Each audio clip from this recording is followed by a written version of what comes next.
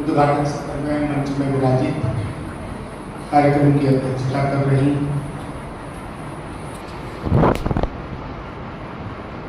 Madam Deepa जी, दर्शन परिषद के मध्य प्रदेश और छत्तीसगढ़ के अध्यक्ष हैं प्रोफेसर भरत तिवारी जी, हमारे विश्वविद्यालय के कुल सचिव और प्रोफेसर सुरेंद्र सिंह जी परिहार, दर्शन परिषद के महामंत्री और इस कार्यक्रम को संचालित कर रहे प्रोफेसर श्रीकांत जी, दर्शन परिषद ने आज जिनका ऐसा सम्मान किया professor Sharma ji, doctor H.N.. Singh ji, अन्य यहाँ के बच्चे, सभी सम्मानीय प्रोफेसर, 12 प्रांतों से आए हुए हमारे दर्शन शास्त्र के विद्वान, हमारे विश्वविद्यालय से पधारे प्रोफेसर कुशवाहा, प्रोफेसर अतुल तिवारी जी, अन्य हमारे विश्वविद्यालय के सह प्राध्यापक, सहायक प्राध्यापक, अतिथि शिक्षक और इस कार्यक्रम में सहभागी सभी सम्मानीय बंधु,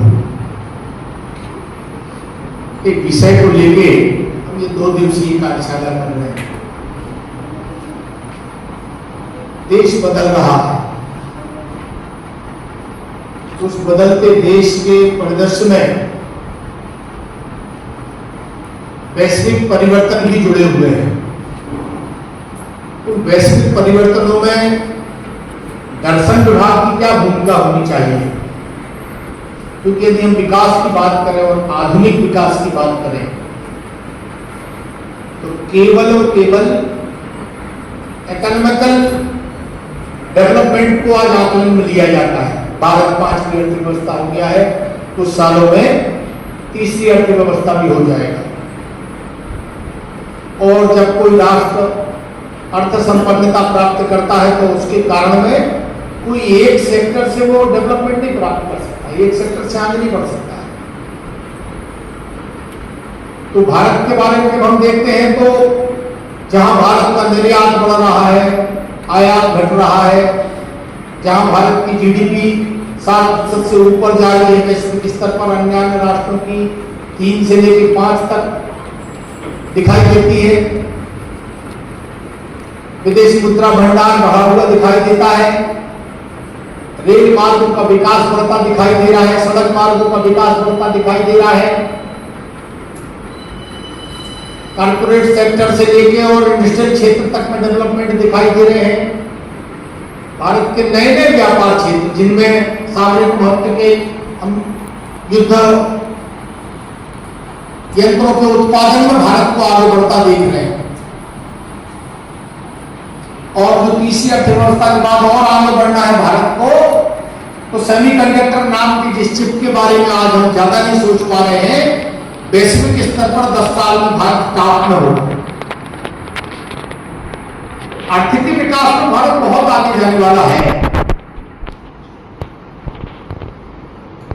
आर्थिक विकास में दर्शन शास्त्र क्या करेगा, इस पर निश्चित आप 2 दिन चिंतन करेंगे।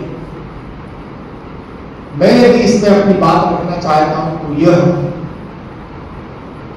क्या आर्थिक विकास के साथ मनुष्य के अंतर्मन का और इंद्रिय जनित विकास संभव हो पा रहा है क्या?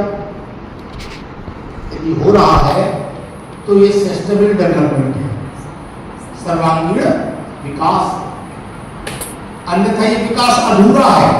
ठीक वैसे जैसे शारीरिक रूप से बहुत लोग विकसित हो जाते हैं, लेकिन यदि मस्तिष्क का विकसित स्वरूप नहीं है तो वो शरीर का विकास अधूरा होगा।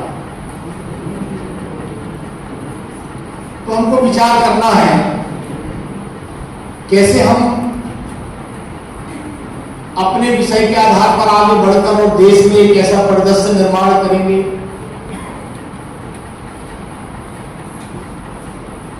क्या मनुष्यता, मानवता, समरसता, सामाजिकता, संवेदनशीलता, स्नेह, प्यार, त्याग, तपस्या, ये जो मूल है भारत की रचना का, चाहे हम सांस्कृतिक स्वरूप को देखें, चाहे राष्ट्र स्वरूप को देखें, चाहे आध्यात्मिक स्वरूप को देखें, वो दिखाई देता है। तो कैसे बढ़े, उसके लिए हम उच्च शिक्षा के इन आयामों के माध्यम से उसमें कैसे परिवर्तन लाए। डॉक्टर राधाकृष्णन जी को हम अच्छा दर्शन शास्त्री मानते हैं वैश्विक स्तर का, देश तो मानता ही है। उनसे जब राष्ट्रपति रहते पूछा गया था कि आप अपने जीवन की सबसे अच्छी उपलब्धि क्या मानते हैं और अपने आप को किस रूप में पहचानने के लिए देश के सामने मार्गदर्शन देंगे, तो जिनने डॉक्टर राधाकृष्णन को पूरा पढ़ा है उनको ध्यान में होगा, उन्होंने कहा शिक्षक होना यह मेरे जीवन की सबसे बड़ी उपलब्धि है। तो हम सब शिक्षक बैठे यहाँ, उस गौरव को हम पकड़ पा रहे हैं क्या, या पकड़ेंगे क्या, ऐसा मन का विश्वास है क्या? तो मुझे लगता है विकसित भारत 47 ठीक होगा। एक दूसरी बात, वो कहते हैं मेरे जन्मदिन को शिक्षक दिवस के रूप में पहचाना जाए। यहां शिक्षक दिवस की चर्चा नहीं कर रहा, दर्शन की उस श्रेष्ठ परिणति की चर्चा कर रहा हूं जिसने वैचारिक रूप से डॉक्टर राधाकृष्णन को इस पर्यावरणीय स्वरूप को शिक्षकीय जीवन की श्रेष्ठता के लिए स्थापित करने का गौरव प्रदान किया। हम सब सोचते हैं मनुष्य कैसा होना चाहिए, व्यक्तित्व कैसा होना चाहिए, व्यवहार कैसा होना चाहिए। उस व्यवहार में हम कहां पड़े और व्यवहार कैसा, लोक जीवन का व्यवहार भी, भाषा भूषा का व्यवहार भी और वस्त्र आभूषण का व्यवहार भी। डॉक्टर राधाकृष्णन जी जब पहली बार ऑक्सफोर्ड यूनिवर्सिटी बुलाए गए तो वो अपना जो भारतीय परिवेश है, अच्छा उनको दर्शन के प्रोफेसर के रूप में वहां बुलाया गया था। तो धोती कुर्ता पहने थे, साफा पहने थे। तो वहां की जो पार्लियामेंट्री कमेटी थी उसने कहा कि नहीं, हमारे यहाँ तो सूट और टाई पहनकर क्लास लेने की परंपरा है, तो इनको इस भेष को बदलना पड़ेगा। तो डॉक्टर राधाकृष्णन जी ने कहा मुझे किस बात के लिए आप लोगों ने बुलाया है? उन्होंने कहा भारतीय दर्शन पर बोलने के लिए बुलाया है। तो बोले आप लोग भारतीय दर्शन को कितना समझते हैं जो यहाँ बैठे हैं? 2-3 लोगों ने कुछ बोला तो उनने कहा केवल वाणी विलास ही भारतीय दर्शन है क्या? यदि तुम्हारा ये चिंतन है तो निश्चित अभी बहुत अधूरे हो। भाषा और वस्त्र विज्ञान भी व्यवहार की रचना का वह स्वरूप है जो दर्शन को अभिव्यक्त करता है। आपको यदि लगता है कि ऑक्सफोर्ड में मुझे भारतीय दर्शन पढ़ाना है तो मैं धोती कुर्ता पर और साफा पर ही जा सकता हूं, अन्यथा आपकी ज्ञान, आपकी श्रेष्ठता, आपका यूरोपियन समझ आपको मुबारक हो। आधे घंटे वहां डिस्कस चला, बाद में उनको उसी वेशभूषा में बोलने के लिए बुलाया गया। तो अपने कृतित्व, व्यक्तित्व और ज्ञान की श्रेष्ठता का अभिमान जब हमको होगा, अहंकार की बात नहीं कर रहा हूं मैं, बहुत अंतर है अभिमान और अहंकार। वो जब हमारे पास होगा तो उसका लाभ मिलेगा। आज प्रतिभा सम्मान हुआ, एक पुस्तक का सम्मान भी हमारे एक साथी प्राध्यापक को दिया गया। अब उस पुस्तक के लिखने को लेकर वो अपने आप को परिपूर्ण मान ले, क्षमा करेंगे मुझसे, तो बस उसका विकास नहीं रुका। वो तो शुरुआत है, तो शुरुआत में हम कितना आगे जा रहे हैं, अंत नहीं है कहीं। जैसे जब तक हम कर्म बंधनों से मुक्त न हो जाए तब तक मुक्ति नहीं है इस जीवन की। इसलिए आध्यात्मिक जगत कहता अपने कर्मों का सार्थक इतना मजबूत करते चले, बढ़ाते चले, जन्म जन्मांतर में आप बंधन मुक्त हो सके। बंधन मुक्त कब होगी? जब मोह से मुक्ति होगी। मोह क्या है? मुझे बहुत सम्मान होता रहे, मुझे मंच मिलता रहे, सब मुझे अच्छी नजरों से देखे, सुख साधन मुझे मिलते रहे, भोजन पानी मुझे मिलता रहे, ये सब बंधन है। जाहि विधि राखी राम ताहि विधि रही। भाव दर्शन यदि हमारे जीवन में है तो मुझे लगता है ईश्वर हमें वह मार्ग प्रशस्त करेगा जो दर्शन के मूल सिद्धांत की तरफ हमको ले जा सकता है। आज जो मुझे लगता है पाठ्यक्रम में आप जिस दर्शन को पढ़ रहे हैं, भारतीय दर्शन उससे भी बहुत ऊंचाइयों का दर्शन है। पाठ्यक्रम की एक सीमाएं है, उसके दो किनारे हैं नदी की भांति, लेकिन जो अंतर में जल प्रवाह चल रहा है वैसा वैचारिक प्रवाह दर्शन का है। और वह भी जाके कहां मिलता है? उस अथाह समुद्र में मिलता है, परमात्मा में लीन होता है। भारतीय दर्शन वह है। तो आपके आचरण में, आपके व्यवहार में बाकी सारे शिक्षकों से ज्यादा प्रमाणिकता, ज्यादा प्रगटीकरण और ज्यादा भाव संरचना होना चाहिए, ऐसा मैं सोचता हूं। ये 2 दिन का समय निकाल के आप आए, इस 2 दिन के समय का ठीक सदुपयोग आपने किया तो मुझे लगता है आपका यहां आना सार्थक होगा। नहीं तो हम बहुत से सेमिनारों में जाते रहते हैं, बहुत से वैवाहिक कार्यक्रमों में जाते रहते हैं, बहुत से रिश्तेदारी के कार्यक्रमों में जाते रहते हैं, समय निकालते हैं। कभी कभी देशाटन को निकल जाते हैं, कभी कभी वैश्विक दर्शन को निकल जाते हैं। उसकी उपलब्धि क्या है? केवल संसार को देखने की दृष्टि आती है। जब तक अंतर मन की दृष्टि हमारी जागृत नहीं होगी तब तक भारतीय दर्शन की पूर्णता को पाने के योग्य हम नहीं होंगे, ऐसा मेरा सोचना है। और वो अंतर्दृष्टि पाने के लिए हमने अभी सरस्वती वंदना सुनी। जब बेटियां गा रही थी तो क्या कह रही थी? सरस्वती मंत्र में हम पढ़ते हैं अम्ब विमल मति दे। अम्ब विमल मति क्या है? विमल मति क्या है? सबके प्रति सद्भाव रखना। हमने जिन 2 महानुभावों का सम्मान किया है उससे हमको ये गौरव हो कि ये मेरा सम्मान हो रहा है, उनका नहीं, मेरा सम्मान हो रहा है।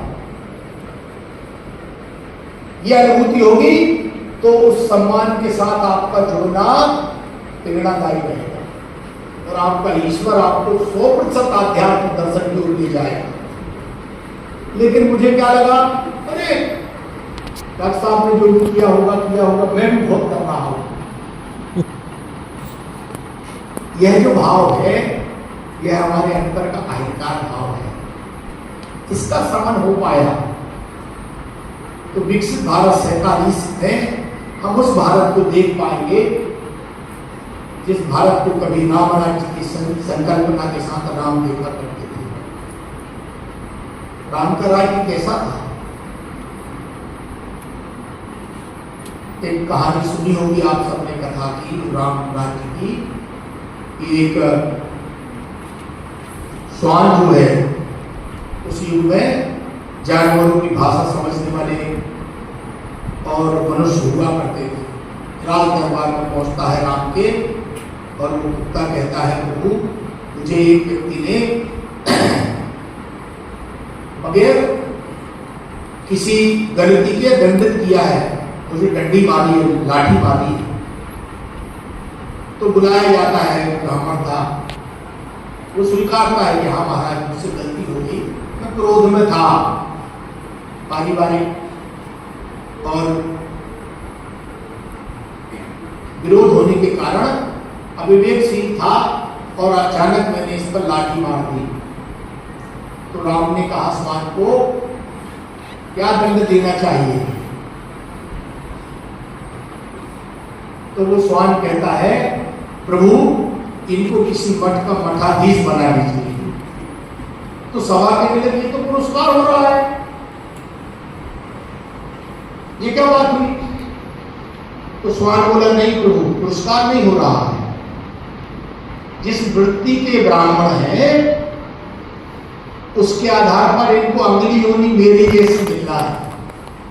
तो सब कहने लगी क्या बात हुई, तुम क्या थे पिछली योनि में? तब स्वान ने बताया कि वही पिछले जन्म में एक मठ में मठाधीश था और मठ की संपत्तियों का अनावश्यक उपभोग करने के कारण यह जन्म मुझे स्वान का मिला है। यानी आज हम दर्शन विभाग में संगठन में काम कर रहे हैं, दर्शन का शुल्क, दर्शन की संपत्ति, दर्शन का लेन देन व्यवहार, उसके अधिक पारदर्शिता नहीं है। हम भी मठाधीश की नाई आगे बढ़ रहे हैं। मुझे बहुत क्षमा करना, भारतीय दर्शन ये है। इसके प्रति हमारी दृष्टि जब ठीक होगी तब विकसित भारत की संकल्पना ठीक होगी। क्यों? क्योंकि प्रकृति ने और परमात्मा ने जम्बूद्वीप को साकार स्वरूप में बनाया है। वो संपूर्ण विश्व को आलोकित करने का कार्य केवल यही करेगा। जैसे सूर्य संपूर्ण विश्व को, संपूर्ण पृथ्वी को प्रकाश देने का कार्य करता है, ऐसे भारत संपूर्ण जीव जगत को, 84 लाख योनियों को प्रकाशित करने का और आगे बढ़ने का मार्ग प्रशस्त करने का, बंधन मुक्त होने का मार्ग प्रशस्त करता है। हम इस रचना से जितना पालें इसको समझने की आवश्यकता है। मैं सोचता हूं हम सब यदि इन 2 दिनों में विकसित भारत में मनुष्यता को कैसे जिंदा रखा जा सकता है, प्रेम, त्याग, तपस्या को, साधना को और साफल्य के नैतिक मार्गों को कैसे जिंदा रखा जा सकता है, इस पर विचार करेंगे तो तय बात है कि हमारे जीवन में भी परिवर्तन आएगा और समाज और राष्ट्र में अपने विभाग के लिए भी हमें अच्छा वैचारिक स्वरूप प्रदान कर सकेंगे जिसका लाभ हम सबको मिलेगा।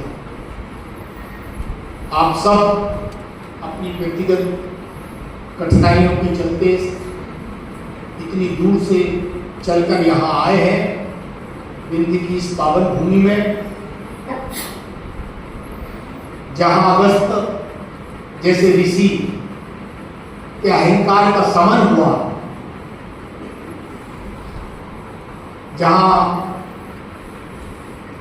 राम ने वनगमन के लिए अपने पदों से जिस भूमि को पवित्र किया, उस पवित्र भूमि में आप सबका विश्वविद्यालय परिवार की ओर से बहुत बहुत स्वागत, अभिनंदन, वंदन करता हूं और आशा करता हूं यहाँ से कुछ अच्छा लेकर आप जाएं। आपके रुकने, भोजन पानी की कोई कठिनाई होगी तो विशाल हृदय से आप क्षमा करेंगे और हमारे श्रीकांत जी की मेहनत को सरलता, सहजता से स्वीकार कर 2 दिवस में एक अच्छा कोई मेनू निकालें जो समाज की रोटी में जाए, तो उनके स्वाद को, उनके विचार रचना को एक भरपेट आनंद दे सके। इसी मंगल कामना के साथ आप सबका